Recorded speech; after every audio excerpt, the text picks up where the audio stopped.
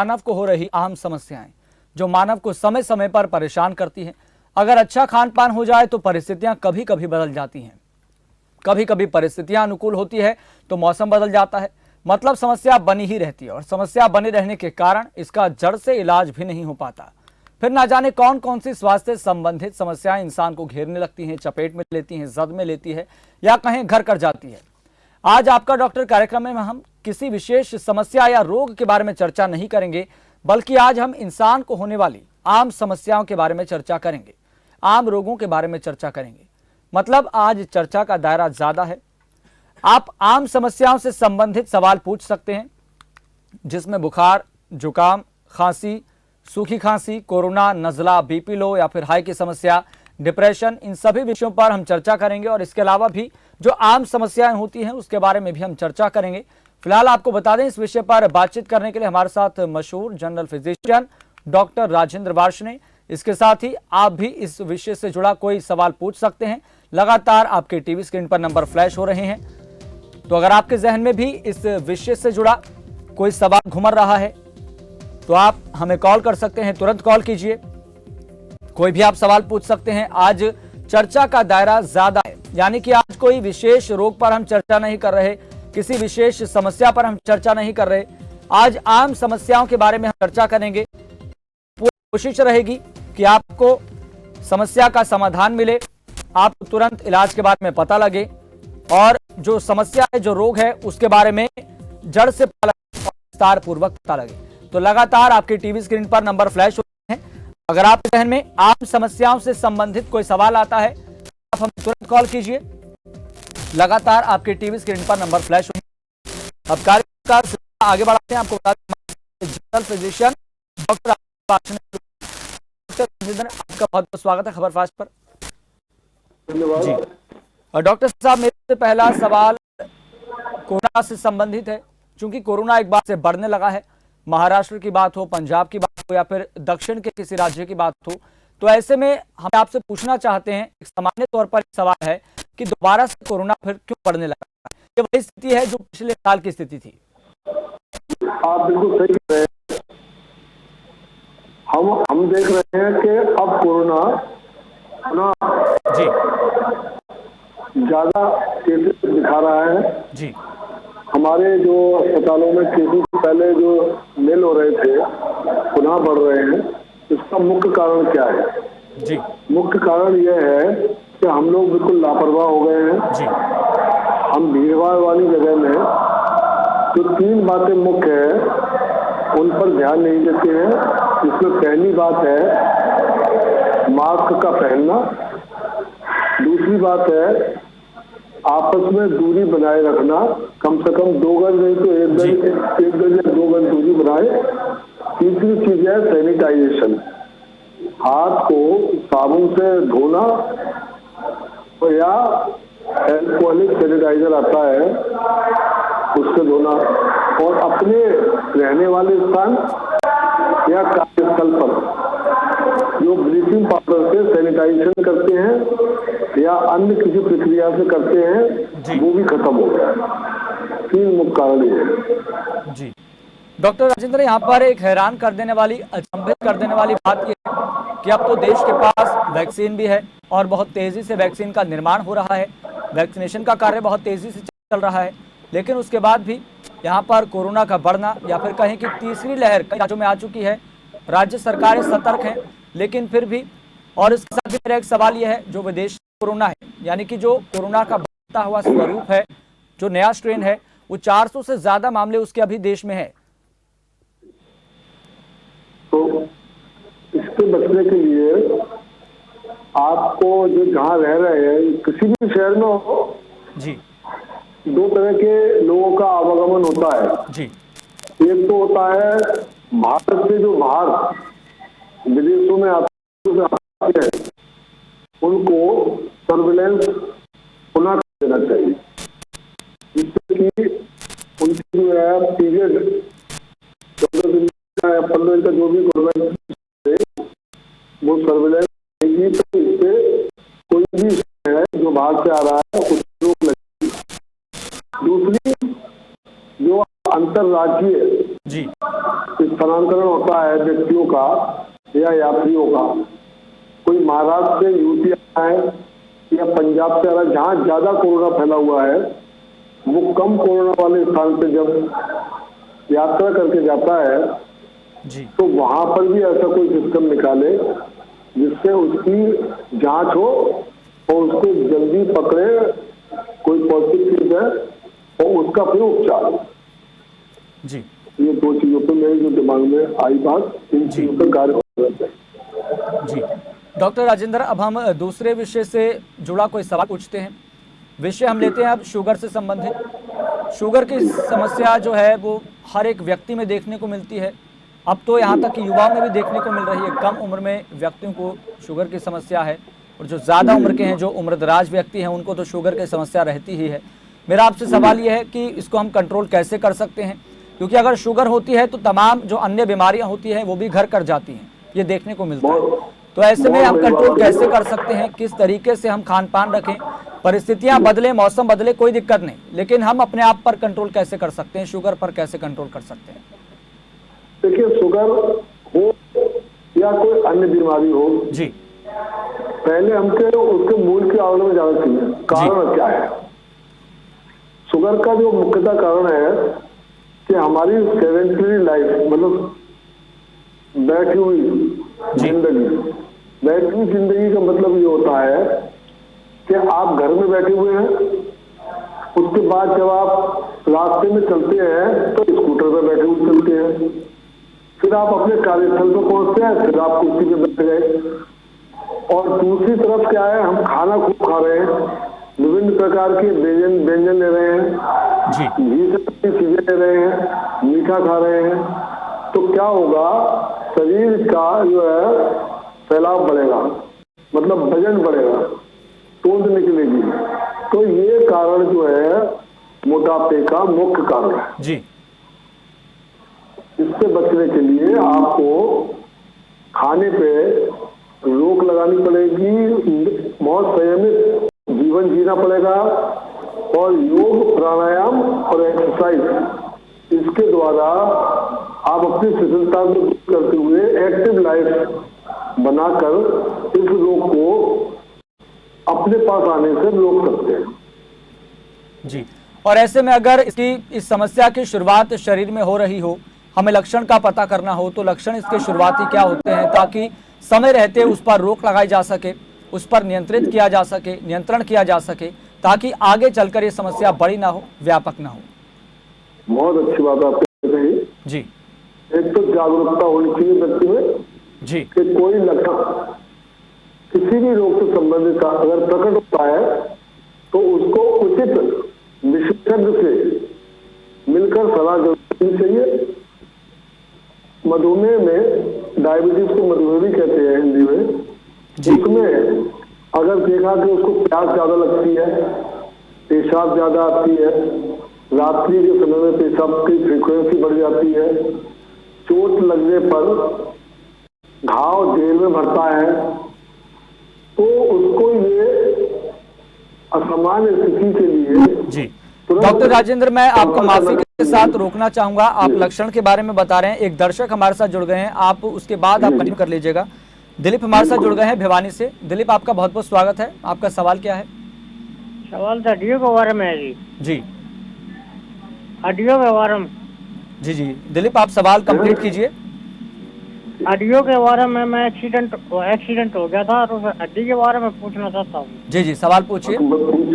पूछना ये है, मेरी एक टांग कट गई थी, वह बाद में जोड़ी गई जी, और राड घल रही है और तलिया नहीं जाता, और एक असली है न जो खोआ में अटैच है, इसमें या हड्डी है या कील, डॉक्टर बोले हैं इसमें मेज लगेगी, पेच लगेगा, तो उस पेच से हाथ हिलेगा या नहीं हिलेगा, ये पूछना है।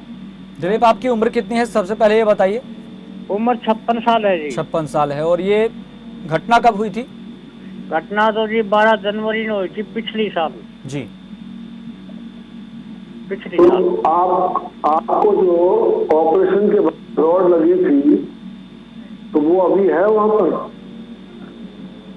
12 जनवरी हाँ, रॉड लगी, आपके पैर में रॉड लगी थी हड्डी के अंदर, तो वो रॉड अभी आपके पास, आपके वहाँ है, तो उसकी जो भी परेशानी आपकी आ रही है, तो संबंधित हमारे हड्डी रोग विशेषज्ञ हैं, आप उनसे मिलकर अपनी परेशानी बता सकते हैं और उसके बारे में आपको उपचार सही तरह से वहां मिल जाए। चलिए दिलीप, बहुत बहुत धन्यवाद सवाल पूछने के लिए।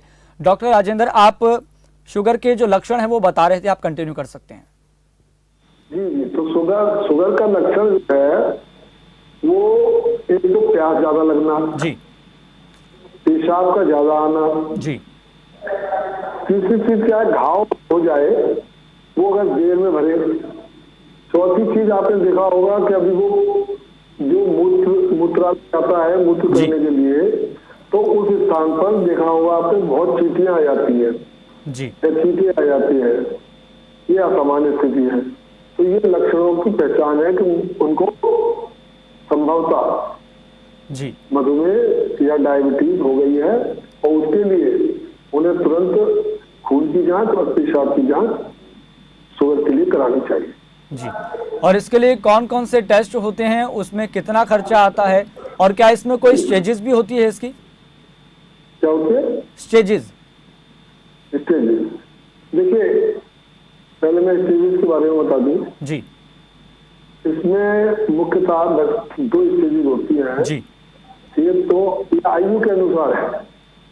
अगर किसी की शुगर 30 साल से पहले जी, दिखाई देती है, मतलब शुगर के लक्षण, और उसकी जांच के बाद पता लगता है कि उसको शुगर हो गई है 30 साल से पूर्व जी, या जितने यंग एज में होगी, तो वो ज्यादा खतरनाक होती है। उसको कहते हैं हम इंसुलिन डिपेंडेंट डायबिटीज मेलाइटस। जी, और जो बड़ी उम्र में होती है उसको कहते हैं non insulin dependent diabetes mellitus.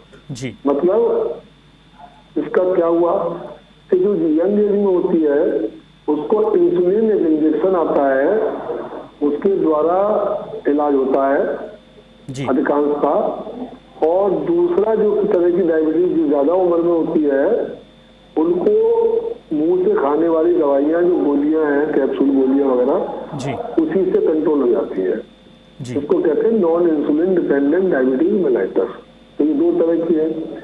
दूसरी बात, आपने जांच की और खर्चे की बात करी, तो जांच जो है हमारी जितने भी सरकारी संस्थान है, जी, हमारे अस्पताल हैं, हमारी पीएससी है, हमारी कम्युनिटी हेल्थ सेंटर्स हैं कस्बों में, वहाँ सब फ्री होती है, वहाँ कोई खर्चा नहीं है, सबका फ्री जो है टेस्ट होता है और फ्री ही इलाज होता है। उसमें जाके आप टेस्ट करा लें, चाहे पेशाब टेस्ट कराएं चाहे खून टेस्ट कराएं, दोनों का टेस्टिंग होता है। कंफर्म होने के बाद संबंधित डॉक्टर उसका इलाज स्टार्ट कर देते हैं और उससे कंट्रोल रहती है। दूसरी चीज, इसके लिए आपको खान पान में विशेष ध्यान रखना पड़ता है। जी, चीनी, चावल, आलू, मीठा, ये चीज ना ले। जी, मतलब इन सब चीजों से परहेज करना है। परहेज करना है। जी। और इसी से जुड़ा मेरा एक सवाल ये भी है, और सोशल मीडिया पर भी एक दर्शक ने यही सवाल पूछा है, मेरा भी यही सवाल था, क्या ये जो शुगर है ये आनुवांशिक हो सकती है, जेनेटिकली हो सकती है, और क्या इसको रोका जा सकता है ताकि पीढ़ी दर पीढ़ी ना बढ़े? जी, आपने बहुत अच्छा क्वेश्चन किया। ये इसमें ये देखा गया है, जी, इसमें क्या है, अनुवांशिक का अफेक्ट असर जो है वो होता है। जी, उसमें मान लीजिए मदर को है, फादर को नहीं है, फादर को है, मदर को नहीं है, एक तो ये चीज हो गई। जी, दूसरी चीज हो गई मदर को और फादर को, मतलब माता को और पिता को, जी, दोनों को है, तो 2 स्थिति हो गई। जी, अगर 2 व्यक्ति में से एक को है तो जो ट्रांसफर बच्चों में होगी अनुवांशिक जी, शुगर की, वो परसेंटेज कम होगी। जी, परंतु अगर माता और पिता दोनों को शुगर है तो उसमें भावी पीढ़ी के अंदर जी, मधुमेह के चांसेस 60% से ज्यादा हो जाएंगे। जी, इसके लिए मोटापा ना बढ़ने दे, जी, गरिष्ठ भोजन का जो है थोड़ा सा बचाव करें। और तीसरी चीज क्या है कि एक्सरसाइज जरूर करें, योग करें, प्राणायाम करें, एक्सरसाइज करें, जिससे कि हमारा मोटापा शरीर का ना बढ़े, शरीर जो है शिथिल ना हो और हमारी सेल्स एक्टिव रहे। और खाना पीना जो है उसका कंट्रोल करें, क्योंकि मीठा कम करें, कम खाएं ना के बराबर, और तली हुई चीजों से जरा बचाव करें जी। तो हम जब बचाव करेंगे तो हमारे लिए बीमारी होगी। तो इसीलिए कहा गया है prevention is better than cure जी। जब हम पहले प्रिवेंशन कर लेंगे चीज का, तो चाहे अनुवांशिक हो या बेहतर हो, मतलब उस पर जंग जीती जा सकती है, नियंत्रित किया जा सकता है, बशर्ते कि आपको अपना ध्यान रखना होगा, खाने पीने पर ध्यान रखना होगा, और बड़ी बात यहाँ पर यह कि एक्सरसाइज करनी होगी। मतलब ये मूल मंत्र कह सकते हैं इसका। मूल मंत्र है। देखिए मैं बताऊं, एक्सरसाइज में लोग बात क्या करते हैं, टहलने जाते हैं, महीनों टहलते हैं। कुछ लोगों से मेरी बात हुई जी, तो वो बरसात होती है नहीं टहलने, ज्यादा ठंड पड़े तो नहीं जाते, जाएंगे। मैं थक गया हूँ, मुझे ये लाओ बुलाओ, तो उनकी तोड़ भी कम होती है, वजन भी कम नहीं होता। तो ये चीज स्वयं को देखनी करनी है। इससे अच्छा ये है कि योग करो, शुद्ध वायु में सुबह उठ के करिए, प्रातःकालीन वायु शुद्ध होती है। योग और प्राणायाम इतना अच्छा करें, उसमें ऐसे हैं कि जो सही कर देते हैं शुगर को। मंडूकासन है, मयूरासन है, कपालभाति है, ये मैंने अपने रोगी में देखा है कि तो इसलिए योग को महत्ता तो सब देते हैं परंतु करते नहीं है। इसके लिए मैंने 2 लाइनें लिखी है। सभी जानते कि योग में है, सभी जानते कि योग में दम है, कहते सब है और करते कम है। जी बिल्कुल जी। डॉक्टर साहब हमारे साथ एक दर्शक जुड़ गए हैं, मुझे लगता है कि सवाल लेना चाहिए जल्दी से। लक्ष्मण जुड़ गए हमारे साथ, लक्ष्मणगढ़ से। लक्ष्मण आपका स्वागत है, सवाल क्या है? नमस्ते सर। नमस्ते डॉक्टर साहब। सर मेरी उम्र 28 साल है और मेरे से ना अभी से कफ की शिकायत होने लग गई है जी। तो मेरे को कुछ बताइए सर, मैं क्या करूँ, अभी से कफ की शिकायत है।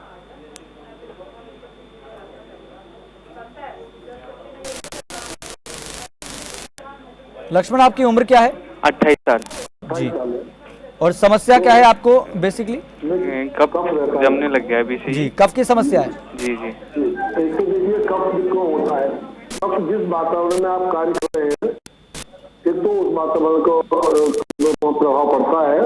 जैसे आप धूल वाले वातावरण में काम कर रहे हैं, आटा चक्की पे काम कर रहे हैं, भट्टे पे काम कर रहे हैं, यहाँ जहाँ धूल की उत्पन्न होती है, जब धुआं उत्पन्न होगा या धूल उत्पन्न होगा तो वो वातावरण में जो छोटे छोटे जो है शरीर में जाएंगे, फेफड़े में उससे हो जाता है। दूसरी चीज क्या है, हम अपनी आदत में आदत क्या है, हम लोग जो है स्मोकिंग कर रहे हैं, सिगरेट पी रहे हैं, बीड़ी पी रहे हैं, है नहीं, और हम लोग तंबाकू खा रहे हैं, ये सब चीजें इनका भी प्रभाव पड़ता है। तो मेनली सिगरेट भी स्मोकिंग का प्रभाव फेफड़ों पे और फेफड़ों की नलियों पे प्रभाव पड़ता है। तीसरी चीज क्या है, अधिकतर हमने क्या देखा होगा, ठंडा पीते हैं, गर्मी में आए और ठंडी चीज खा ली, ऐसी ठंड में हम लोग जो है रजाई में लेटे हुए और बाहर निकल गए, एकदम सर्दी से गर्मी हो गई या गर्मी से सर्दी हो गई।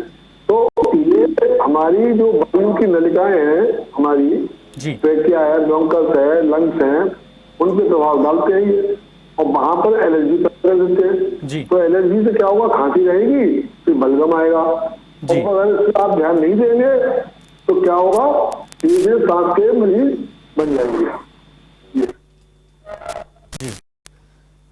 डॉक्टर राजेंद्र, मेरा सवाल इसी को आगे बढ़ाता हूं। मेरा सवाल इसी से संबंधित है कि जब मौसम एकदम से परिवर्तित होता है, जैसे कि आपने भी कहा कि मौसम परिवर्तित होता है तो तरह तरह की समस्या देखने को मिलती है। आमतौर पर देखा जाता है कि बुखार, सूखी खांसी, जुकाम, सीधे तौर पर इम्यूनिटी पर फर्क पड़ता है, असर देखने को मिलता है।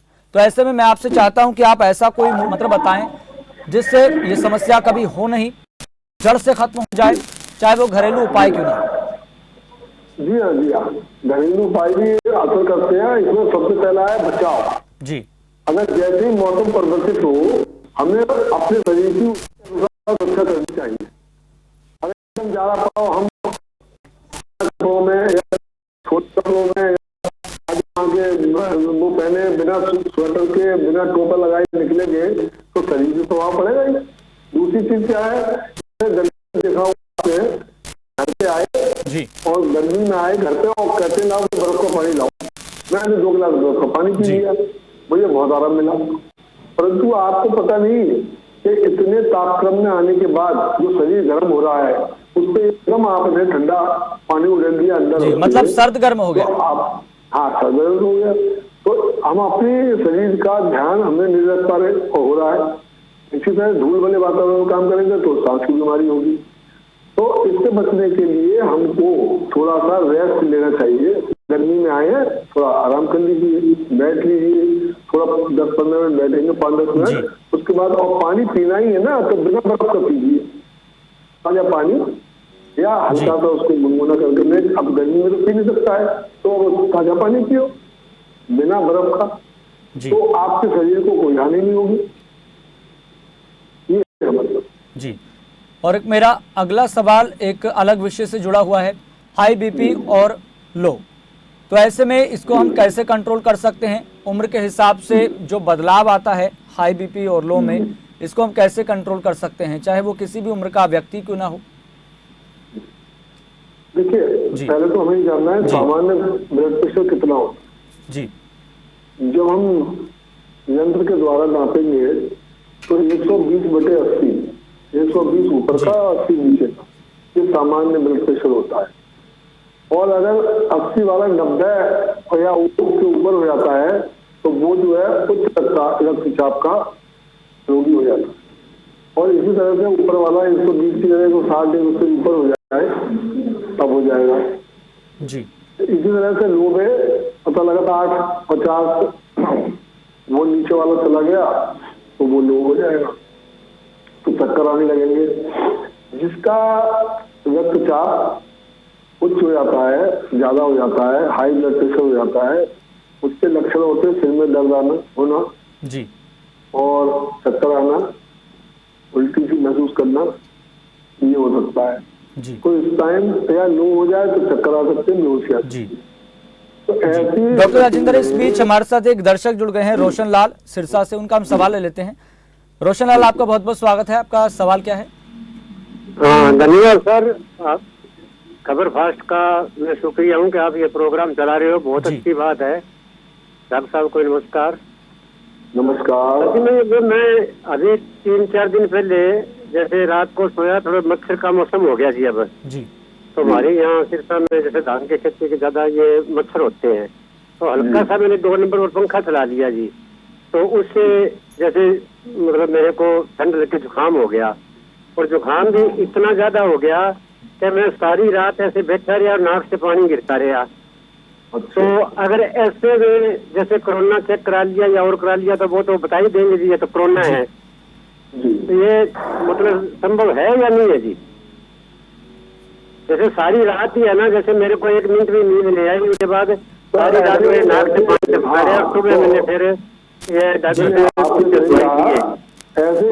आराम आया मेरे। ये मौसम के हिसाब से जो गड़बड़ी हो रही है इसके कारण तो ये कोरोना नहीं बद रहा जी?